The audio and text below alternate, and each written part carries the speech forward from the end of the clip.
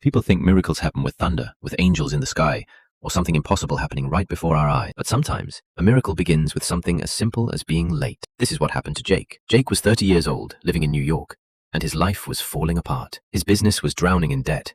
Bills covered his kitchen table. His mother's medical expenses kept growing, and his bank account was almost empty. But that morning, Jake had one final opportunity, one meeting, one chance to save everything. He grabbed his laptop bag and rushed outside. He ran through the crowded streets of Manhattan, past yellow taxis, past busy commuters, racing toward the subway.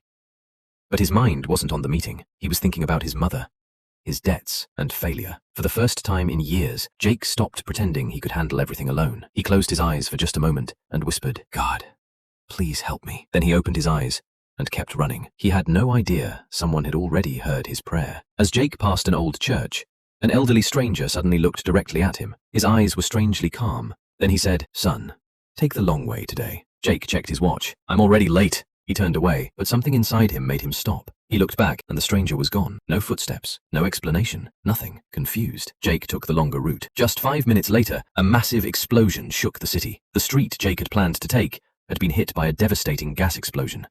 Smoke filled the sky. Police and firefighters rushed to the scene. Jake froze. The stranger's words echoed in his mind. "Take the long way today." Jake ran back to the church. He searched everywhere for the old man.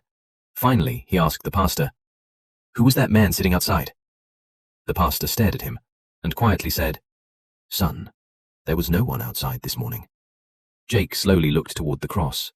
Tears filled his eyes, and he whispered, "Jesus, was that you?" Maybe the greatest miracles don't always look like miracles. Sometimes God answers a prayer with a warning, and sometimes the long way is exactly where you're meant to go.